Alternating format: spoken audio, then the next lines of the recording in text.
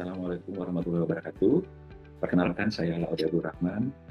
Saya adalah staf pengajar di Departemen Dasar Keperawatan dan Perawatan Dasar Fakultas Ilmu Keperawatan Universitas Indonesia. Pada kesempatan ini, saya akan menyampaikan deskripsi singkat mengenai mata kuliah yang saya ampu, yaitu Teknologi Informasi Keperawatan. Pemaparan mata kuliah ini menggunakan metode DIA atau Delivery, Interaction, dan Assessment. Tahap delivery merupakan proses di mana saya sebagai dosen akan menyampaikan materi ajar terkait dengan pemanfaatan teknologi informasi dalam praktik keperawatan. Materi ini akan mencakup pengenalan dasar teknologi informasi, sistem informasi manajemen perawatan, rekam medis elektronik, hingga penerapan inovasi digital seperti virtual reality dan augmented reality dan aplikasi mobile dalam pelayanan keperawatan. Tujuan dari tahap ini adalah memberikan pengetahuan dasar, pemahaman konsep, dan wawasan terkini agar mahasiswa siap menghadapi tantangan di keperawatan masa kini. Pada tahap interaction, diharapkan mahasiswa didorong untuk terlibat aktif dalam proses pembelajaran melalui berbagai aktivitas seperti diskusi kelompok, simulasi penggunaan sistem informasi, eksplorasi aplikasi teknologi, studi kasus, serta project base. Pemanfaatan TI dalam pelayanan perawatan ini diharapkan mampu mahasiswa memahami teori dan mampu mengaplikasikan teknologi informasi secara praktis dan kritis dalam konteks klinis. Dalam tahap assessment, yaitu evaluasi terhadap pencapaian kompetensi, di mana diharapkan mahasiswa dapat menerapkan teknologi informasi keperawatan, lalu kemudian penilaian juga berupa presentasi proyek berbasis teknologi, pembuatan desain sistem sederhana atau simulasi penggunaan teknologi informasi. Penilaian dilakukan secara formatif melalui umpan balik saat diskusi dan penilaian sumatif melalui project base yang pameran project teknologi untuk melihat sejauh mana mahasiswa mampu berpikir kritis, problem solving, dan mengintegrasikan teknologi dalam praktik keperawatan. Assalamualaikum warahmatullahi wabarakatuh. Salam sejahtera. Bertemu kembali dengan saya Laude Abdul Rahman. Pada kesempatan kali ini saya akan menyampaikan buku rancangan pembelajaran teknologi informasi keperawatan. Berikut materinya yang akan saya sampaikan.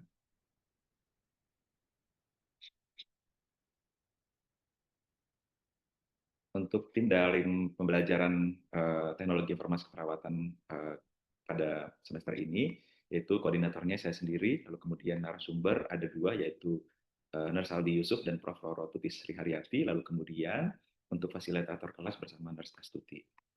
Untuk informasi, mata kuliah ini merupakan mata kuliah teknologi informasi perawatan dengan kode mata kuliah NSIK 60307, dilaksanakan di semester 5 dengan jumlah SKS, 2 SKS dengan metode pembelajaran question based learning, diskusi interaktif, dan project based learning.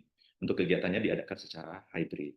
Lalu kemudian untuk deskripsi mata kuliahnya, fokus mata kuliah ini pada praktik keterampilan dasar teknologi informasi dalam perawatan yang mencakup sejarah informasi komputer di dunia perawatan, aspek legal dokumentasi perawatan, dan manajemen sistem informasi asuhan keperawatan berbasis komputer. Lalu yang selanjutnya, mahasiswa mampu mengaplikasikan praktik keterampilan dasar teknologi informasi dan penyusunan basis data dalam nursing care dengan menggunakan pendekatan promosi kesehatan dan ilmu keperawatan. Lalu bahasa pengantarnya yaitu bahasa Indonesia. Untuk capaian pembelajaran lulusan yang dibebankan pada mata kuliah ini yaitu mampu menerapkan teknologi informasi, khususnya informasi komunikasi di bidang kesehatan. Untuk capaian pembelajaran mata kuliah saat dihadapkan pada situasi pelayanan perawatan, mahasiswa mampu mengaplikasikan praktik keperawatan dasar teknologi informasi dan penyusunan manajemen basis data dalam nursing care. Untuk sub-sub CPMK-nya, yang pertama sub CPMK 1, mahasiswa mampu menjelaskan konsep dan teori teknologi informasi dalam perawatan. Lalu yang kedua adalah mampu memahami isu dan perkembangan teknologi informasi dalam perawatan. Yang ketiga, mampu mengenali dan mengoperasikan teknologi VR dan AR dalam pembelajaran perawatan. Yang keempat, mampu mengoperasikan dasar-dasar database untuk pelayanan perawatan. Dan yang terakhir, mampu melakukan dan mengoperasikan media Figma, Canva untuk menunjang edukasi kesehatan dan dokumentasi keperawatan. Untuk bahan kajiannya yaitu konsep teknologi informasi dalam keperawatan, lalu kemudian konsep dokumentasi berbasis komputer dalam proses keperawatan, lalu kemudian manajemen sistem informasi asuhan keperawatan, virtual reality dan augmented reality dalam pembelajaran keperawatan, dan yang terakhir adalah aplikasi dasar-dasar komputer untuk pengembangan di bidang keperawatan. Ini merupakan jadwal kegiatannya seperti terlampir, lalu kemudian kegiatan secara hybrid, dan kegiatannya ada di emas dan kelas bersama fasilitator.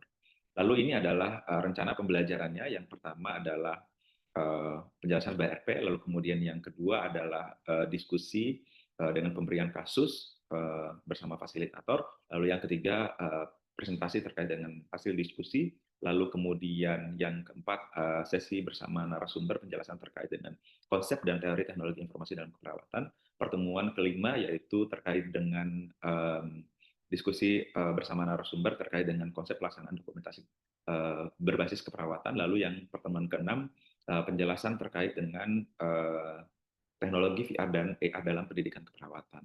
Lalu yang pertemuan ketujuh mahasiswa belajar menggunakan Canva dan Figma bersama fasilitator. Lalu kemudian di pertemuan selanjutnya adalah pertemuan lanjutan. Lalu kemudian pertemuan 9 yaitu UTS.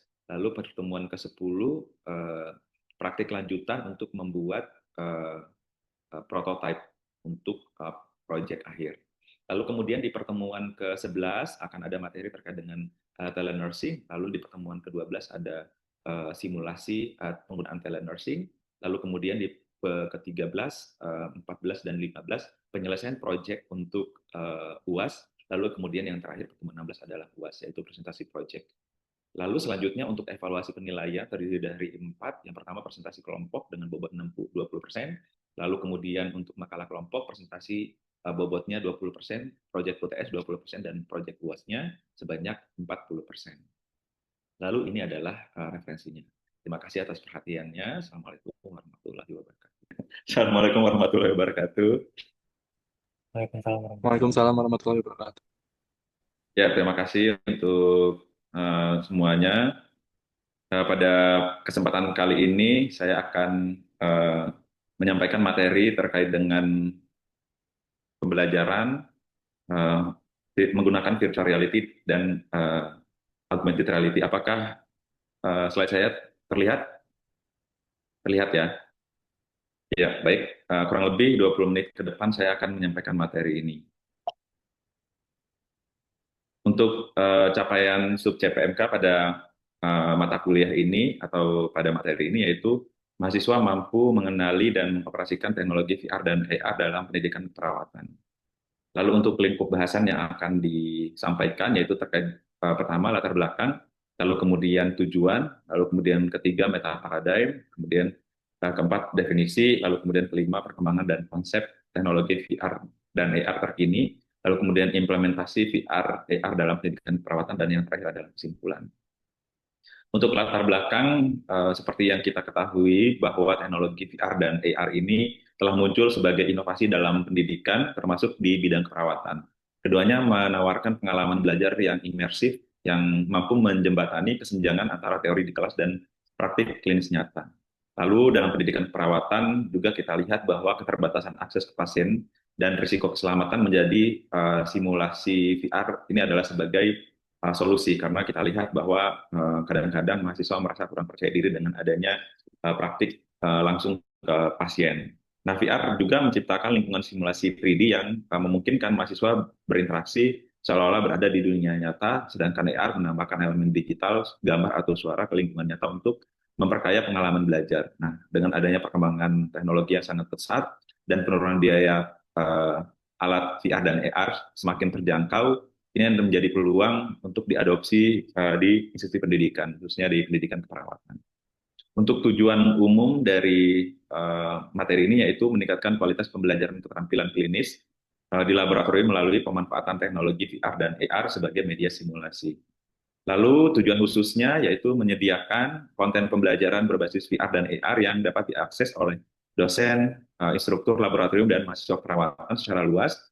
Yang kedua, meningkatkan pengetahuan dasar mahasiswa sebelum memulai praktik keterampilan di laboratorium nyata, sehingga mahasiswa lebih siap dan percaya diri. Lalu kemudian, selanjutnya menyediakan lingkungan belajar yang aman dan terkendali bagi mahasiswa untuk mempraktikkan keterampilan klinis menggunakan virtual reality simulation tanpa risiko bagi pasien. Dan yang terakhir, memungkinkan akses materi VR dan AR kapanpun dan dimanapun bagi seluruh mahasiswa keperawatan, yang tentunya mendukung pembelajaran mandiri dan berkelanjutan secara nasional. Jadi inti dari tujuan khusus materi pembelajaran menggunakan VR dan AR adalah membantu mahasiswa untuk memahami secara mendalam materi-materi praktikum, khususnya praktikum di laboratorium keperawatan.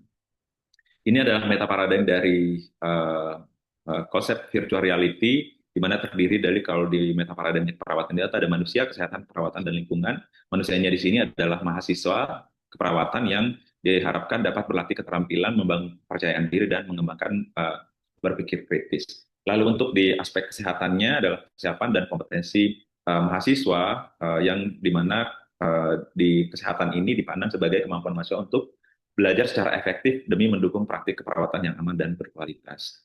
Untuk aspek keperawatannya adalah proses profesionalisasi dan transformasi pengetahuan ke dalam praktik berbasis teknologi. Jadi kita harapkan dengan adanya teknologi ini sebenarnya mahasiswa dapat memahami ilmu keperawatan melalui transformasi digital ya, melalui perkembangan teknologi yang ada. Jadi diharapkan juga pendidikan perawatan itu juga up to date dengan teknologi, karena nanti ketika dia menjadi perawat di rumah sakit pasti dia akan berinteraksi dengan teknologi. Dan yang terakhir adalah aspek lingkungan, di mana lingkungan dalam hal ini adalah ruang simulasi virtual yang mendukung belajar aktif, dan VR dan AR memungkinkan penciptaan lingkungan yang terstruktur, aman, fleksibel, dan terkendali. Lalu selanjutnya adalah definisi. Jadi kalau teman-teman sebenarnya sudah banyak tahu tentang VR dan AR ya, namun di sini didefinisikan sebagai lingkungan tiga dimensi yang imersif ya, yang dimana menggunakan usernya menggunakan headset atau perangkat khusus untuk masuk ke dunia virtual dan berinteraksi dengan objek yang di dalamnya dan lingkungannya seperti situasi nyata. Jadi virtual reality ini memungkinkan mahasiswa juga untuk praktik keperawatan sesuai dengan topik-topik yang dibutuhkan dan dapat berinteraksi dengan objek yang ada di dalam.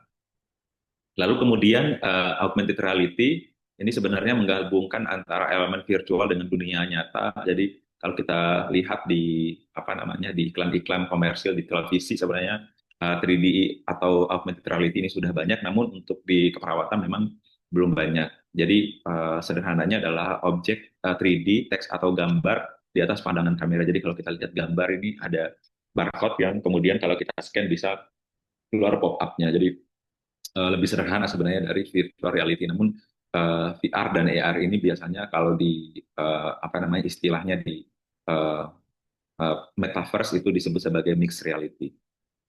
Nah, lalu kemudian ini perkembangan dan konsep teknologi VR dan AR terkini, di mana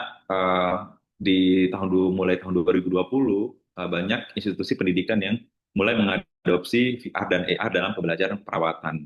Beberapa studi menunjukkan bahwa penggunaan VR dan AR di berbagai institusi pendidikan mulai banyak yang tumbuh dan didorong oleh ketersediaan perangkat wearable dan dukungan platform mobile. Jadi di meta review juga yang lain bahwa adopsi VR dan AR mengalami pertumbuhan eksponensial, di mana perangkat wearable menjadi komponen utama pengembangan dalam beberapa tahun terakhir. Jadi kalau di 2020 FIK masih menjadi pionir ya di pengembangan VR, kalau sekarang kita sudah bisa melihat banyak sekali institusi pendidikan yang mengembangkan virtual reality ini. Jadi ini menunjukkan bahwa institusi pendidikan keperawatan yang lain di luar FIK UI melihat bahwa teknologi VR dan AR menjadi teknologi alternatif pembelajaran khususnya untuk praktikum. Jadi kita berharap perkembangan teknologi khususnya konten-konten VR ini dapat membantu mahasiswa untuk memahami materi-materi praktikum secara mendalam.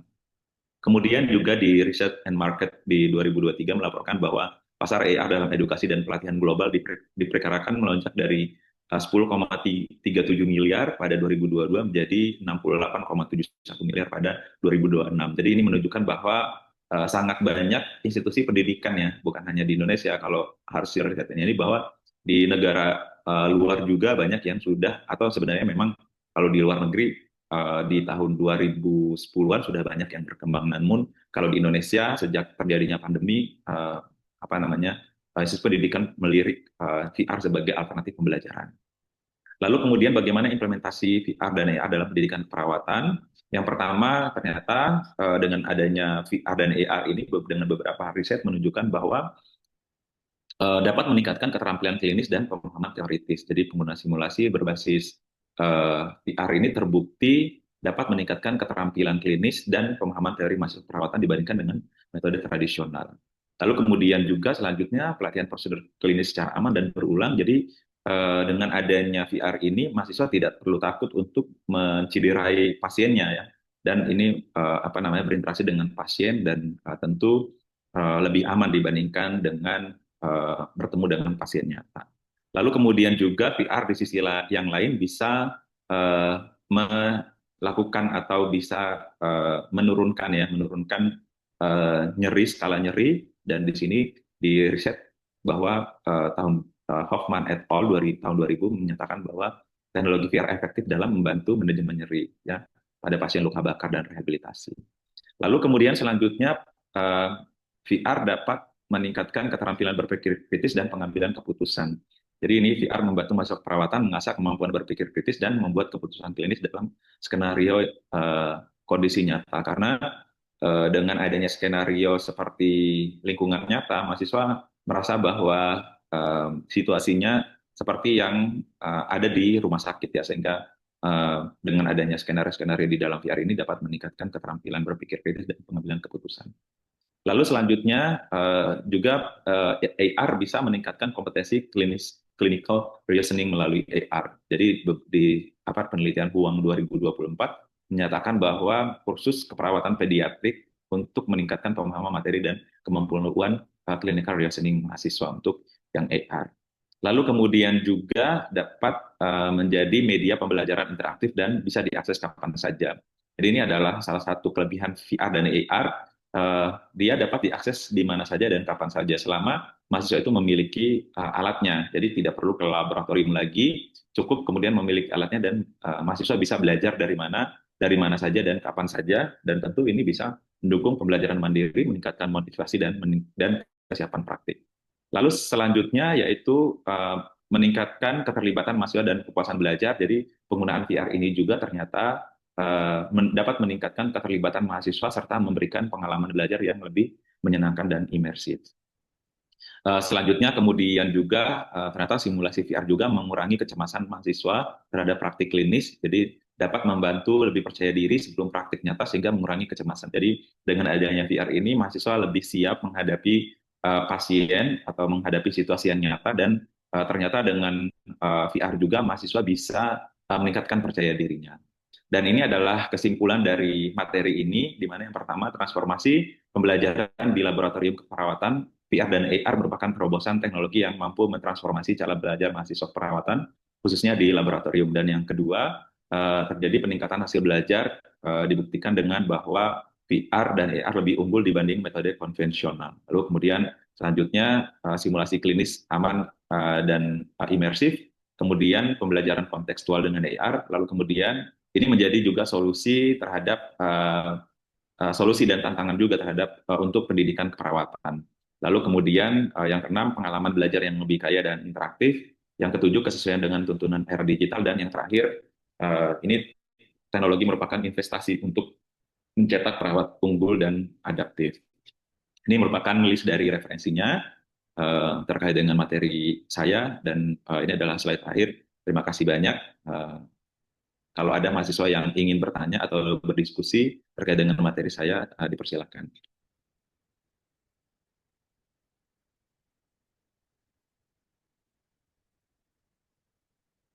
Ya, saya persilakan jika ada mahasiswa yang ingin bertanya terkait dengan materi yang saya sampaikan, apakah terkait dengan VR-nya atau dengan AR-nya. Silakan. Ya, silakan Kavi. Baik, terima kasih banyak Mas Rahman atas presentasinya terkait VR atau AR yang sudah dijelaskan dengan sangat bagus dan sangat lengkap sekali. Sebelumnya izinkan saya memperkenalkan diri terlebih dahulu. Nama saya Muhammad Mokhtar Nasution. Izin bertanya Mas terkait VR atau AR ini. Nah, tentu kan ini merupakan kayak teknologi yang bisa terbilang baru lah di lingkungan pembelajaran kita gitu, Nars.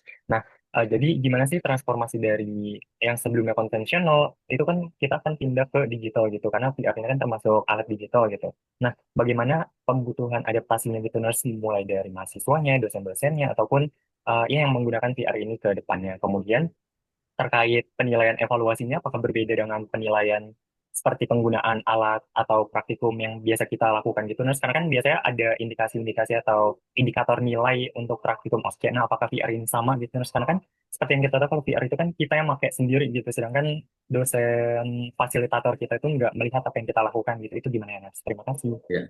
Terima kasih, Kavi. Ada dua pertanyaan. Yang pertama, bagaimana transformasi digital ini bisa diimplementasikan ya? Nanti Wijdan setelah saya jawab ya, baru di apa namanya, baru saya apa namanya, saya persilakan untuk bertanya. Eh, Tentu kalau kita mau mengadopsi teknologi, perlu adanya riset awal dulu. Kita melihat bagaimana penerapan atau pelaksanaan praktikum kita di laboratorium. Jadi contohnya kita di keperawatan. Nah, kita harus sebagai tenaga pengajar bisa mengukur dulu kemampuan mahasiswa dalam melaksanakan praktikumnya secara konvensional. Apakah efektif atau tidak dengan waktu yang disediakan. Seperti itu. Lalu kemudian kita juga harus melihat bahwa apakah ada teknologi-teknologi terbaru yang dapat diintegrasikan ke dalam praktikum keperawatan. Contohnya saat ini kalau mahasiswa keperawatan belajar di laboratorium, pentomnya tidak bisa berinteraksi dengan mahasiswanya.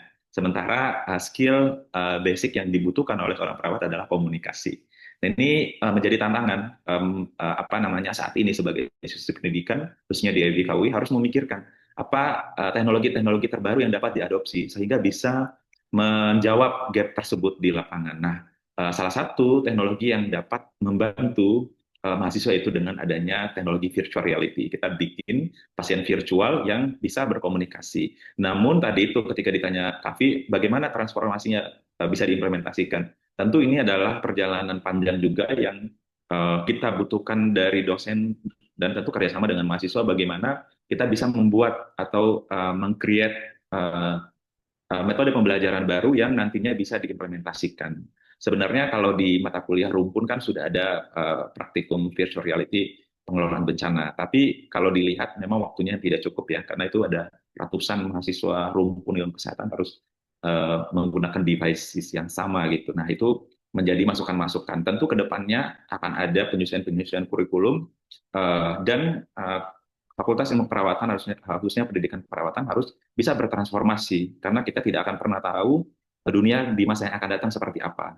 Pandemi memberikan kita pelajaran bahwa Indonesia, khususnya pendidikan di Indonesia, belum siap bertransformasi dengan digital. Ya. Jadi dengan adanya pengalaman tersebut, untuk mengantisipasi unpredictable in the future, kita harus bisa mengintegrasikan teknologi. Dan ini adalah hal yang sangat dibutuhkan. Dan bagaimana cara mengevaluasinya? Tentunya untuk pengembangan konten virtual reality ini sebenarnya basicnya adalah di pembelajaran konvensional. Semua SOP step by step sesuai dengan adanya praktikum di konvensional sehingga ketika kemudian ditransformasikan ke digital mahasiswa tidak merasa kaku ya tidak bingung dengan lingkungannya bahkan sebenarnya idealnya adalah lingkungan virtual juga dibangun sesuai dengan kondisi yang di laboratorium jadi mahasiswa tuh belajar di lingkungan virtual reality feel like in laboratorium di Erika seperti itu jadi hanya medianya yang berpindah tapi feel-nya tetap sama seperti itu ya.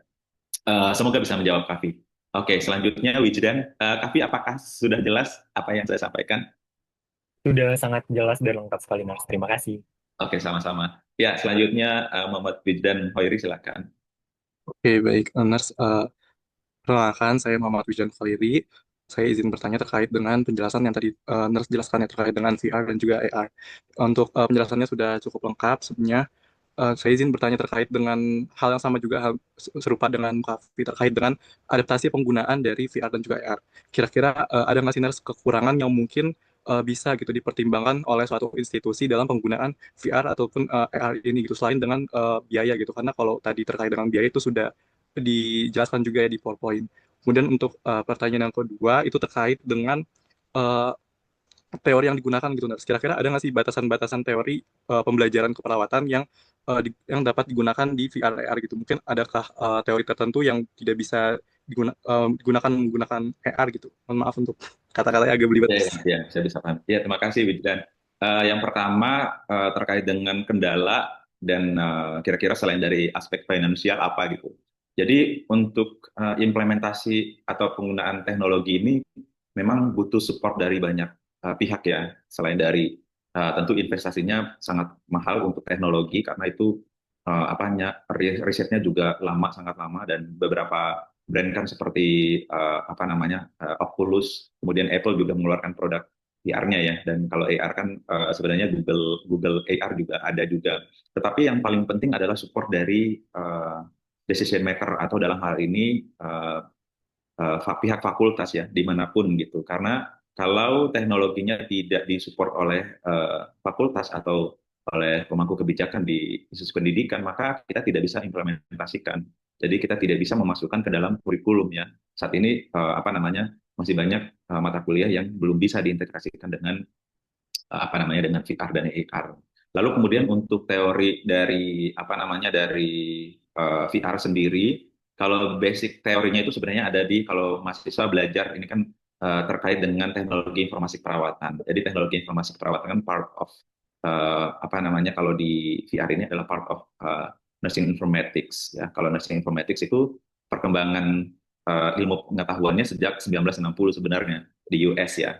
Namun memang khususnya teknologi VR dan AR ini baru berkembang di tahun 2010-an di Amerika. Walaupun sebenarnya riset-risetnya sudah sangat lama sekali. Mulai apa namanya VR itu Google-nya sebesar apa namanya sebesar torrent ya. Kalau dulu di awal-awal, sehingga kemudian sekarang menjadi standing alone. Ya, jadi yang sangat kecil sekali dan bisa dibawa kemana-mana. Jadi memang apa namanya untuk teorinya di situ. Lalu kemudian juga mungkin kalau menyambung terkait dengan teori yang dimaksud materi-materi pembelajarannya, sebenarnya bisa semua materi pembelajaran baik yang di kelas maupun praktikum di laboratorium bisa dimasukkan ke dalam AR dan VR, tetapi dilihat lagi dari aspek finansialnya lagi. Kalau institusi pendidikan punya dana yang sangat besar, itu sangat memungkinkan untuk diintegrasikan sehingga mahasiswa ketika belajar itu punya pilihan apakah dia mau belajar di laboratorium atau dia mau belajar di laboratorium virtual atau di konvensional seperti itu.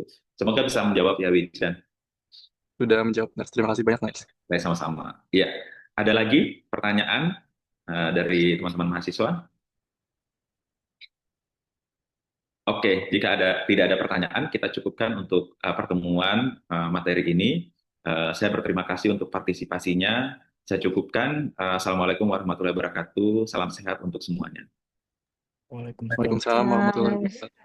Terima kasih, Nars. Terima kasih banyak, Nars. Terima kasih Wijdan, terima kasih Ikhwa, Kafi, terima kasih Bayhaki.